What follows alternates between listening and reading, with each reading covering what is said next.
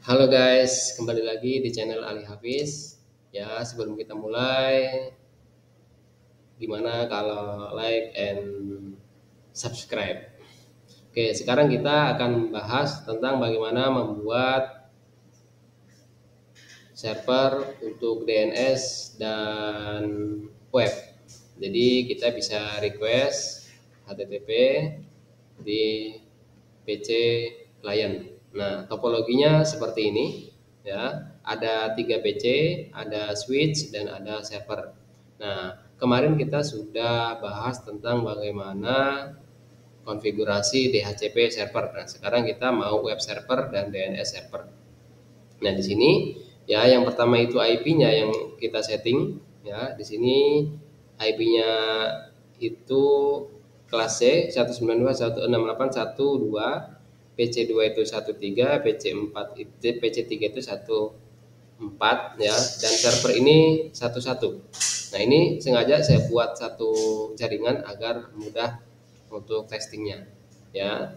Nah, jadi maksudnya web server atau DNS server itu ketika kita buka konfigurasi di PC1, ketika kita akses web browser, di sini kita masukkan domain atau IP address ya. Misalkan di sini sudah saya buat alihafiz.com ya. Enter. Nah, di sini bakalan muncul Ali Hafiz. Nah, ini ya hasilnya ini bisa di klik-klik ya, bisa diklik, ini bisa dirubah nih yang ada di dalamnya. Oke, kalau misalkan kita mau masukin lewat IP bisa juga 192.168.1.1 itu akan sama. Karena pada prinsipnya DNS itu adalah mengubah IP menjadi domain sehingga mudah untuk diingat atau mudah untuk di masukkan di address bar. Nah, seperti itu. Nah, bagaimana sih buatnya? Oke, kita dari awal ya, ulang. Nah, di sini yang pertama kita buat topologinya terlebih dahulu ya. Di sini kita membutuhkan satu buah server. Kemudian di sini kita butuh switch. Kemudian di sini kita butuh komputer untuk testingnya ya. Sebenarnya satu server satu switch itu bisa cukup untuk latihan ya. Ini dibuat 3 biar lebih menarik aja sih. Nah, di sini kita kasih kabelnya dan seperti inilah topologinya. Nah, untuk IP address bisa dibuat satu jaringan saja, IP kelas C. Di sini saya buat network 192.168.1.0 ya. Jadi IP-nya oke, saya kasih IP dulu di server ya, desktop IP configuration ya. IP pertama kita kasih di server ini ya. Diklik, kemudian pilih desktop, kemudian pilih IP configuration. Nah, di sini ya kita static. Bisa aja sih kita kasih DHCP ya, tapi kita harus buat dulu DHCP servernya. Di sini kita masukin IP addressnya 192.168.1.1. Oke. Subnet mask otomatis ya, kemudian kita tutup. Lalu kita ke PC4, ke desktop, lalu ke IP configuration static, biarkan IP address kita input 192.168.1.2 ya, subnet mask ya. Tadi IP servernya itu ujungnya 1, ini ujungnya 2. Oke. Kemudian kita ke PC5, desktop, IP configuration static 192.168.1.3 karena 1 dan 2 sudah digunakan. Oke, kita ke subnet mask otomatis tutup, kita ke PC6. Di sini kita ke desktop, lalu kita ke IP configuration static. Di sini kita input IP addressnya 192.168.1. Berapa? Titik 4 ya. Karena 1, 2, 3 itu sudah digunakan, kemudian subnet masknya otomatis, kemudian kita tutup. Nah, kita cek koneksi terlebih dahulu ya. Dia otomatis successful ya, karena dalam satu jaringan dan sudah dikasih IP semua. Oke, kemudian setelah itu apa? Kita ke servernya. Nah, di server ini ya ada beberapa fasilitas menu ya. Di sini ada physical, kemudian ada config ya, kemudian ada desktop, ada custom interface. Nah, kita yang akan kita gunakan tadi kita sudah menggunakan desktop ya. Nah, di sini kita menggunakan yang config. Apa itu config? Yaitu configuration. Nah, di sini ada setting ya untuk merubah namanya. Kemudian di sini ada servisnya, ada HTTP, ada DHCP, ada TFTP, ada DNS, ada syslog, AA dan lain sebagainya. Dan di sini ada interface-nya. Nah, yang sudah kita bahas kemarin itu DHCP, itu bisa dilihat di video sebelumnya ya. Nah, sekarang kita akan menggunakan DNS dan HTTP. Ya, kita terlebih dahulu ke DNS ya, kita DNS-nya ini. Oke, kita pilih DNS. Kemudian di sini ada DNS service, ada on, ada off. Kalau off berarti DNS service-nya masih belum hidup ya, belum hidup, belum aktif. Kemudian kita aktifkan terlebih dahulu. Kita pilih aktifkan yang ini ya, kita klik yang on. Kemudian record name. Name ini adalah domainnya. Untuk domain kita masukkan nama kita yang ingin kita akses.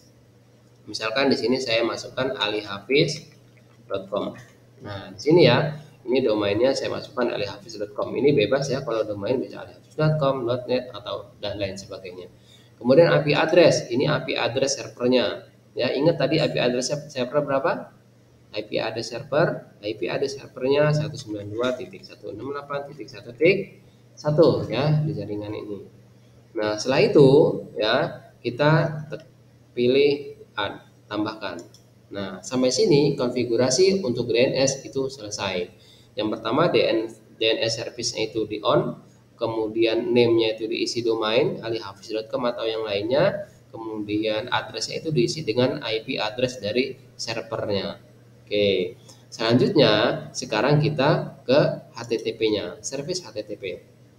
Nah, di service HTTP ini ada HTTP, ada HTTPS. Kita bisa pilih mau mana yang akan kita gunakan, mau HTTP aja atau mau HTTP dan HTTPS. Ya, itu terserah.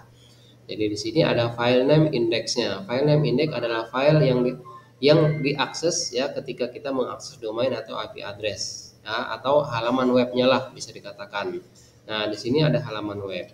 Di sini ya kita harus mengerti sedikit atau banyaknya tentang HTML, Hypertext Markup Language ya, bahasa parser di sini. Nah, di sini ada pembukanya HTML dan ini ada penutupnya ya. Ini pembuka HTML, ini ada penutupnya. Di sini ada body ya, isinya. Nah, di sini ada teksnya nih. Nah, Cisco Packet Tracer. Nah, yang ini yang kita ganti. Misalkan Cisco Packet Tracer ini kita ganti dengan, sebenarnya bisa diganti dengan apapun ya. Di sini saya mau mengganti dengan nama saya. Ali Hafiz ya, ini diganti fontnya ya. Kemudian ini welcome to alihafiz.com official. Opening doors to new opportunities mind wide open. Quick link ya, di sini bisa dirubah ya sesuai dengan keinginan kita. Di sini mau apa nih?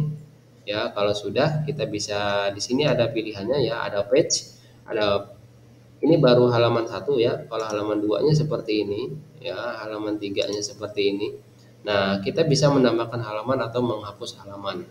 Jadi bisa di custom jadi lebih menarik lagi halamannya.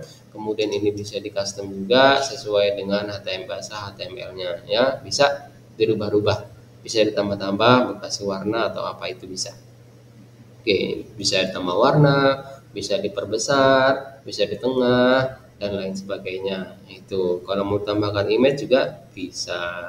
Nah, kalau sudah seperti itu, ini tanpa di save lagi itu sudah aktif.